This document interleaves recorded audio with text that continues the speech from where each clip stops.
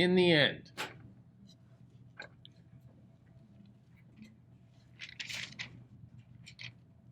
Hamlet dying, everybody else is dead.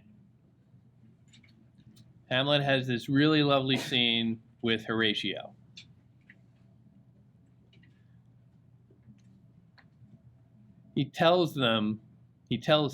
Hamlet tells Horatio, "If thou didst ever hold me in thy heart, absent thee from felicity for a while, and in this harsh world draw thy breath in pain to tell my story." Take a moment, honor me by telling my story. Now, this can be a couple of different things. Telling a story, well, that's what the play is. But also, he's not just saying, tell the story to, make me famous, which he is to a degree. Tell the story because there are lessons to be learned here. Tell the story because people need to think about this and draw from it what they want. He doesn't say just, he doesn't button it up and say, well, yeah, tell them all no matter what. If a ghost of your dead father comes and tells you to kill your stepfather, do it quickly. He doesn't give them a moral. He tells them, tell the story. The story will help process the pain. The telling of the story will help process the pain. For Horatio, for anybody else who needs to understand the agony of life and the frustrations and the fears and the intimidation and the horrors that come with it. Telling a story, listening to a story, thinking about a story is a way to expiate these things. Aristotle told us that. It also helps you objectify life. If you can objectify a story, if you can think about a story from a perspective, get a little distance from it, and start to draw out its lessons, meaning interpret it, think about it, put it down and make it make sense. Then you have something of value. Then you can go out into the world with something worthwhile. Then it's not just, an afternoon in the theater because I got nothing better to do. Then you have skills. The skills that you can use going through the rest of your life. Interpreting the unknowable. Taking the unknowable and finding a way to process it, to understand it, to make some sort of sense out of it for yourself, if for no one else.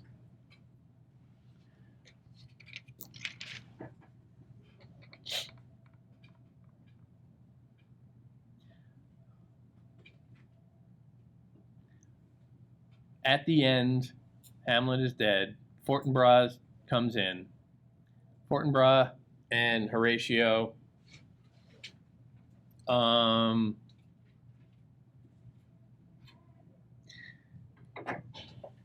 have this little exchange along with an ambassador, and they start a funeral for Hamlet, essentially, or they start planning it. Horatio says,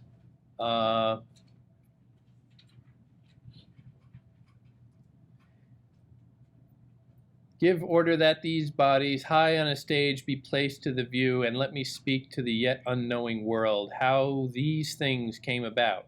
So shall you hear of carnal, bloody, and unnatural acts, of accidental judgments, casual slaughters, of deaths put on by cunning and forced cause, and in this upshot, purposes mistook fallen on the inventors' heads. All this I can truly deliver.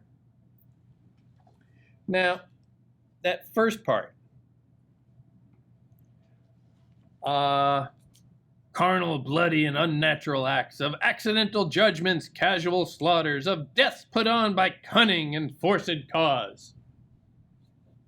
That sounds like a good play. I'd go see that play. That's not the play we just watched. Could have been. They set that up. I mean, it's sort of there on the edges. And that's really not the play we just watched. If that was the poster for this play, there'd be angry people. I expected all that. All I got was talking.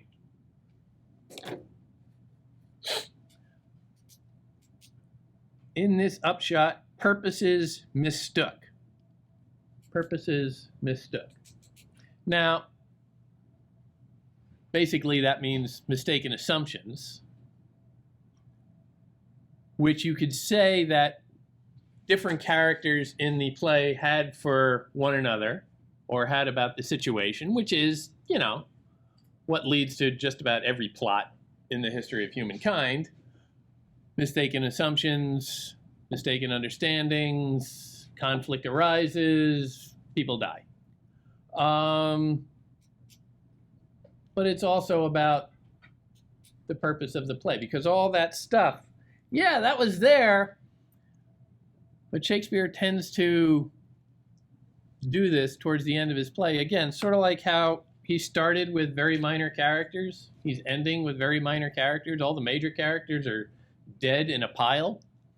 And here he's got Horatio, who was in on the beginning, and then these two other guys, Fortinbras and the ambassador, who, you know, who? It's not about all of that. It's not about all the surface. It's not about all the fun stuff that you might think and you might get sold on in the poster. It's about something more. And he is telling you all of this. Purposes mistook. That, yeah, that's all just surface. The real point, the stuff that we all actually just went through, the stuff that you should be taking away from this, is not the surface drama, but what's folded in between. What's going on underneath? That's where your focus needs to be. Now, right now, at this moment, Horatio, being a very smart guy, understands that to a degree, the nation, which just lost its king, its queen, its prince, basically the entire royal court, there's some instability in the kingdom again. There's some panic about to be set in. So Horatio, being smart, says, all right, we're going to give in to the illusion for a minute. We need stability. We need calm. This is a time for action, not so much thought. We can think about it on our own time. Right now, as a good leader, we need calm. And so they start planning the funeral. He tells them, give order that these bodies high on a stage be placed for view. We're going to have a very public, outward-facing funeral. This will be a moment of national mourning where we can all mourn something that happened that caused the entire royal family to die. And Fortinbras from Norway to come in and take over. And they set up, they agree to bear Hamlet like a soldier to the stage. Hamlet's not a soldier, he's a student. Kind of a, you know, lackluster soldier, if anything. But they need the image right now. They need that image of steady progress. A funeral is many things. A funeral is a public display that sets a ritualistic, predictable sequence of events at a moment of chaos. If you've ever lost anybody in your life, that was close to you, and you go to their funeral. It's a moment of anguish, personal torment, and you're lost. And there's something comforting about a funeral where you're told, okay, now you're going to come in here, you're going to sit right there. This person is going to speak, that person is going to speak, this other person is going to come in and do something, and then we're going to all do this one thing together. And we're all going to stand, we're going to sit, we're going to stand again. We're going to walk out this way in procession, and you're given step by step forms of behavior to execute. Sincerely, insincerely, whatever. But in a moment of turmoil, you're grateful just for that lifeline of, I don't need to think of this myself. I can lean on the empty forms. I'll cry on my own time. I'll make sense of it on my own time. But for now, I'm just going to play a part. Tell me where to stand. Tell me what to say. Tell me what to do. I'll do it all. I'll perform it. The time to actually mourn comes later. That's what I think is going on at the end. Because the illusion is ultimately comforting and necessary. Unfolding everything, peering back past all of the illusions is exhausting and ultimately futile. It doesn't get anywhere. Go to a loved one's funeral, stand up in the middle and start ranting about how unfair life and death is. It doesn't accomplish much. Maybe you'll feel better for a minute. Chances are you'll be a little embarrassed afterwards. But there is a comfort in not thinking. There is a comfort in dwelling on the superficial, accepting the appearance, saying, I've done my thinking, I don't want to think anymore. Now I'm just going to go through hollow behavior until I can find a happy medium again, where I can start to think. That's where I think Shakespeare is pitting this, because it is a continuum. There's Hamlet, who is lost in his own thoughts, and there's Claudius and Laertes and all of these men of action, King Hamlet, who, don't think about enough and are too dumb to be walking around. There is that happy medium of knowing when it is appropriate to speculate and when it is destructive. And here the play is playing that out at the very end. It's not just, oh, it's sad now and everybody's dead, so they got to start a funeral. No, every choice is deliberate.